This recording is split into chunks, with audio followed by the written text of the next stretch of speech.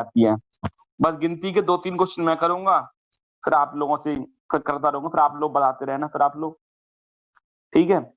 तो हमें मुझे करानी क्या है, एक्सरसाइज नंबर 1.1, 1.2 और मिसलेनियस के भी कोई 6 या 7 क्वेश्चन कराने हैं मुझे बस।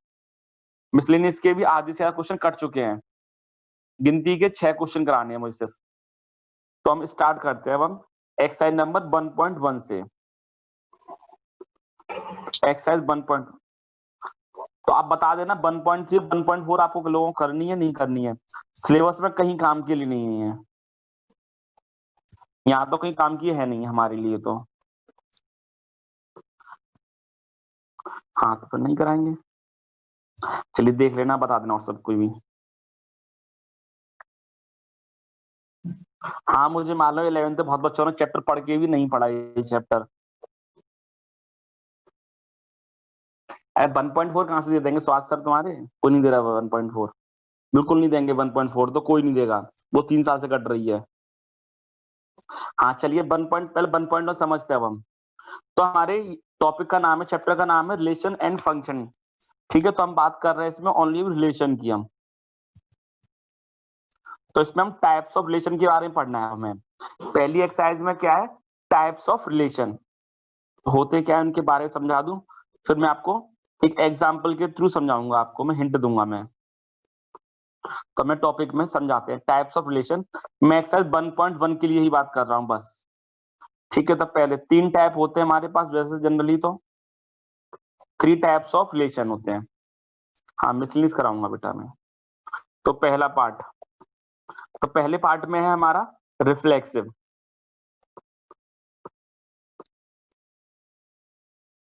गौतम रिकॉर्ड कर रहा है क्या भाई?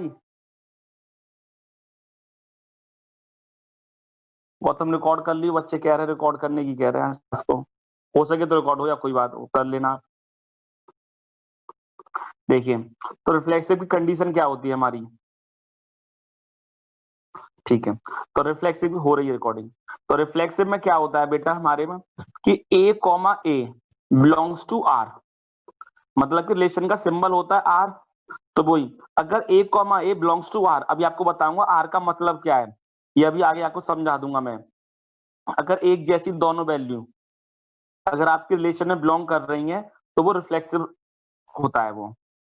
एक होता है सिमेट्रिक, अभी एग्जांपल लेके समझाऊंगा, बस मैं फॉर्मूले लिख दूं मैं फिर समझाऊंगा मैं। इसमें करते क्या है, सिमेट्रिक में होता है 2 वैल्यू लेनी होती है हमें। अगर if A comma B belongs to R, अगर ए कॉमा बी बिलोंग कर रही है then B comma A also belongs to R. एक थर्ड कंडीशन होती है हमारी transitive, if A comma B belongs to R, B comma C belongs to R, then A comma C belongs to R होना चाहिए हमारा। मतलब क्या है इसमें बता दूं जरा मैं थोड़ा सा एग्जांपल नोट में डाल दूं फिर मैं सब आगे बता चलूंगा। हाँ इफ अ रिलेशन इज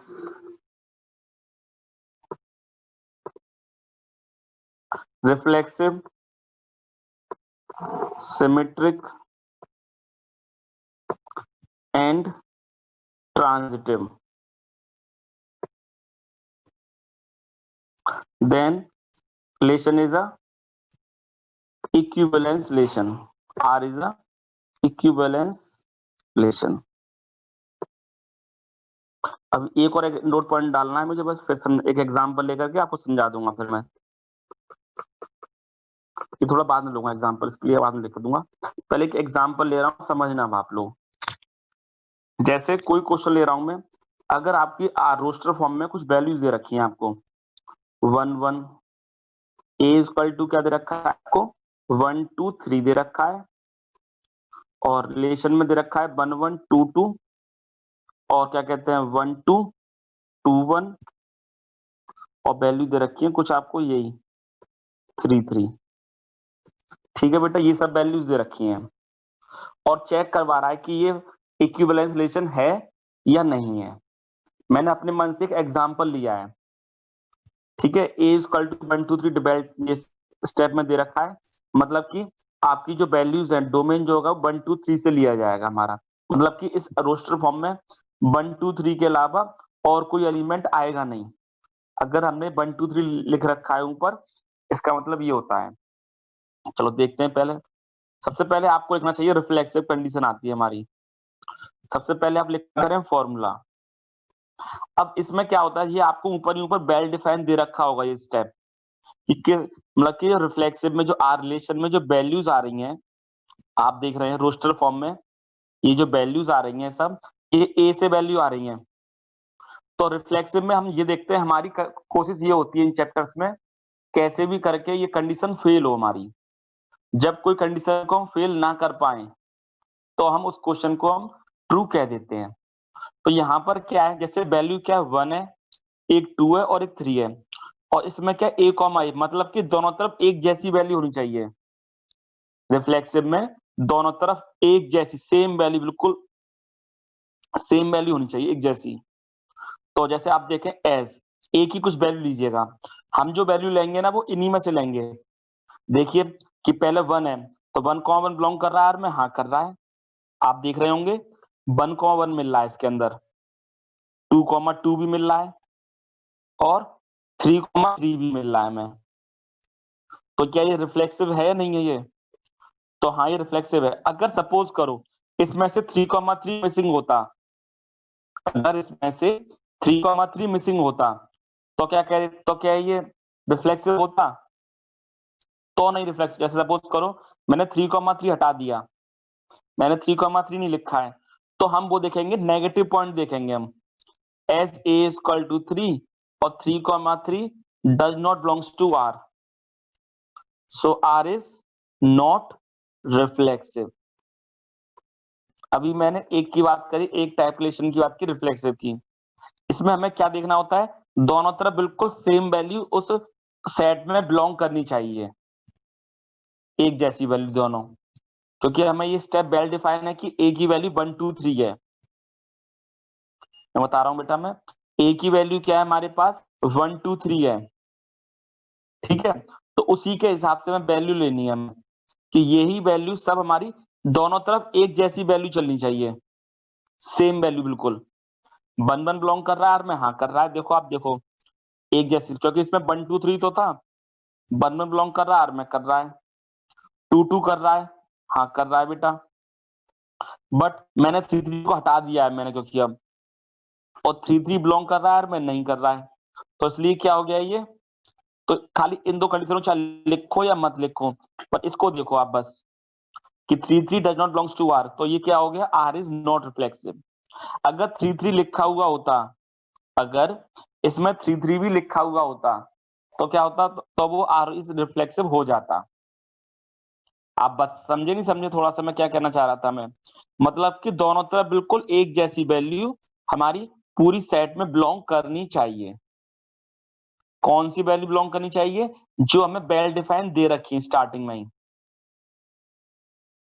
बाकी है बात सही है, हमने क्या कहा था, जैसे नेचुरल नंबर, हमारे नेचुरल नंबर एक होल नंबर को हम होल नंबर कह देते हैं, हम नेचुरल नंबर्स को होल नंबर कह देते हैं, पर होल नंबर को नेचुरल नंबर नहीं कह सकते, क्यों?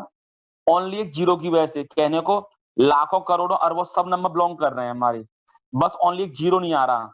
होल नंबर को हम नेचुरल नंबर नहीं कह पाते जीरो की वजह से। ऐसे ही यहाँ पर है, चाहे 100 अच्छाई से उसमें एक अगर बुराई है तो बुराई देखनी, कमी देखनी, कमी कहाँ हो रही है, उसी पे हम नोट कह देंगे आंसर को, बस। ठीक है, अभी और एग्जाम्पल लूंगा, समझ में आ जाएगा, चिंता मत करना भाई आप। एक दो एग्जाम्पल लूंगा, समझ में आ जाएगा आपको। एक और एग्जाम्पल लेते हैं सिमेट्रिक का। सबसे पहले फॉर्मूला लिखूंगा मैं, if A comma B belongs to R, ठीक है, then B comma A belongs to R. इस चैप्टर में आपको नेगेटिव इंसान बनना पड़ेगा, एक तरीके से आपको देखना है कि कमी कहाँ हो रही है, कमी देखिए बस, ठीक है। तो as A is equal to, अब क्या ऐसी वैल्यू लो कि समय सिमेट्रिक का मतलब ही समझ रहे होगे आप लोग। सिमेट्रिक का मतलब क्या, एक तरीके से मिरर इमेज, आप लोगों ने क्लास 8 में पढ़ा होगा मिरर इमेज, ऐसे ही वही चीज उल्टा हो जाना चाहिए बस, उसका उल्टा बिलोंग करना चाहिए।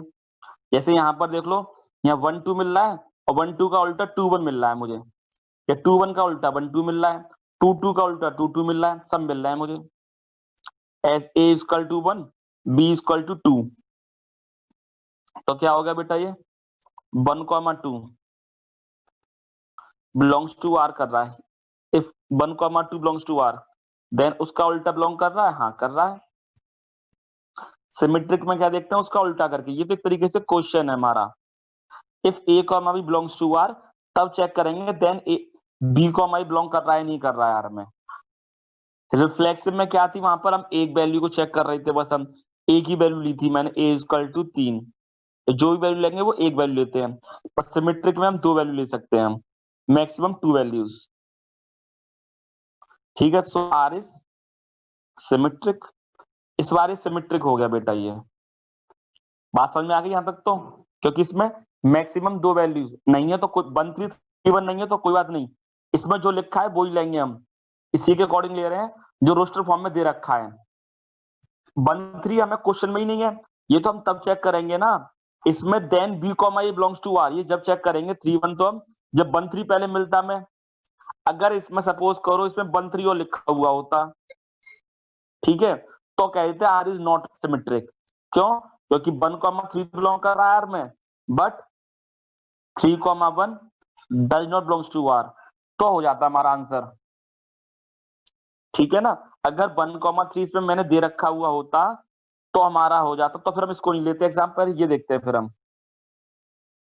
तो कोई बात नहीं, दोनों नहीं है तो कोई बात नहीं, फिर हम एक मैंने कहा ना मैक्सिमम 2 वैल्यूज चाहिए होती हैं, मिनिमम तो 1 भी हो सकती है, 1 1 भी रिफ्लेक्सिव सिमेट्रिक भी है, क्योंकि 1 1 का उल्टा 1 1 होता है, 2 2 का उल्टा 2 2 होता है, और 1 2 का उल्टा 2 1 मिल रहा है, अब 1 3 का उल्टा 3 1 नहीं मिल रहा, इसलिए फिर ये सिमेट्रिक नहीं होता।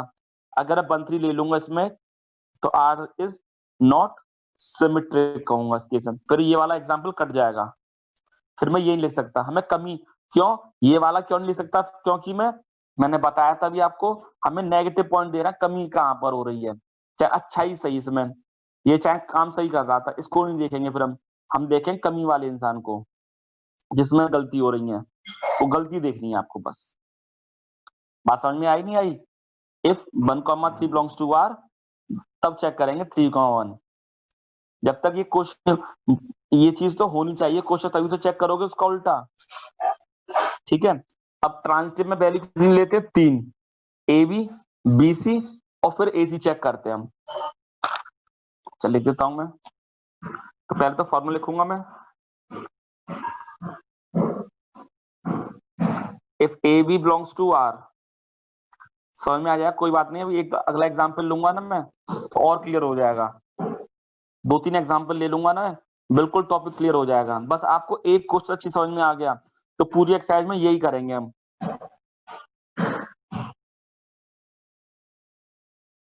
तो इसमें का मतलब क्या, ट्रांजिटिव में मैक्सिमम 3 वैल्यू ले सकते हैं हम। तो हमने वैल्यू कौन कौन सी ले रखी, ध्यान है आपको, आर इक्वल टू हमने लिया हुआ था पहले क्वेश्चन में 1 1 2 2 1 2 2 1, और लास्ट में आप लोगों ने कहा था तो 1 3 और ले ली थी मैंने, ये वाली वैल्यू ले रखी है मैंने इसमें, ये तो वैल्यू ले रखी थी मैंने 1 1 2 2 1 2 2 1 और 1 3, तो वही वैल्यू दी है मैंने।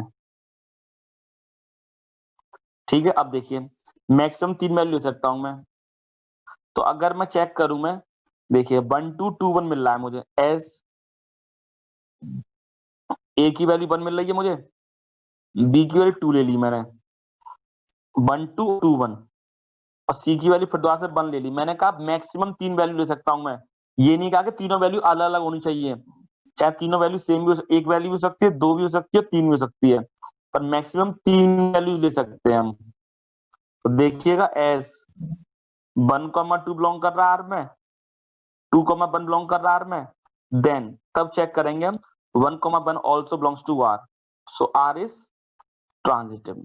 इस केस में हो जाएगा ये हमारा। बात समझे, थोड़ी सी नहीं समझे आप लोग?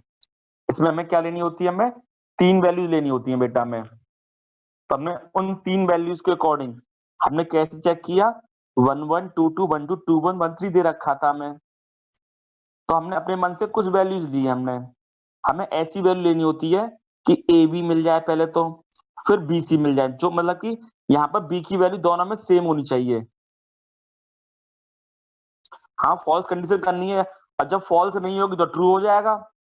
जब किसी कंडीशन में आप कहो नेचुरल नंबर होल नंबर होते हैं, हाँ होते ही हैं वो तो। अब नेचुरल नंबर होते ही, आप कितने भी ढूंढ लो, आप सर्च कर लो, आपको सब नंबर मिल जाएंगे अंदर होल नंबर के। तो नेचुरल नंबर होल नंबर होगा ही होगा। ऐसे ही अब जब कंडीशन कोई फेल होगी ही नहीं, तो उस केस में ट्रांजिटिव भी हो जाएगा ये। हाँ, A equal to B equal to C equal to 1 भी ले सकते हो आप। बात सही है। अगर आपको कोई एग्जाम्पल नहीं मिलता तो आप A equal to B equal to C equal to 1 ले लेते तो भी सही है।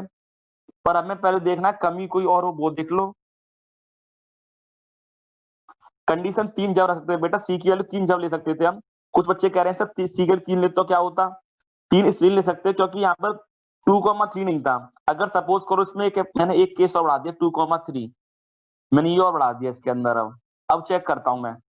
ठीक है, मैंने इसमें 2,3 एलिमेंट बढ़ा लिया अपने मन से। As A equal to 1, B equal to 2, C equal to 3। तो आप देखेंगे 1 2 बिलोंग कर रहा है में, हाँ कर रहा है। 2,3 बिलोंग कर रहा है में, हाँ कर रहा है। बट क्या ए कॉमा सी की वैल्यू क्या मिल रही है, ये तो बी की वैल्यू सेम हो गई थी। तो ए और सी की वैल्यू क्या मिल रही है अब की बार आपको, 1,3। क्या 1,3 से मिल रहा है, हाँ मिल रहा है। तो ये भी फिर इसको हटा देता, तब कहता मैं, लो इसको हटा दिया 1,3 को, तब कहूंगा मैं। ठीक है, 1,2 2,3 मिल रहा है, पर 1,3 नहीं मिल रहा, तो ये हो जाएगा। सो आर इज नॉट ट्रांजिटिव होता, चाहे उसमें अच्छा ही सही। फिर तो हम स्पॉइल्ड पॉइंट को ही देखेंगे। फिर मैं ये वाले पॉइंट को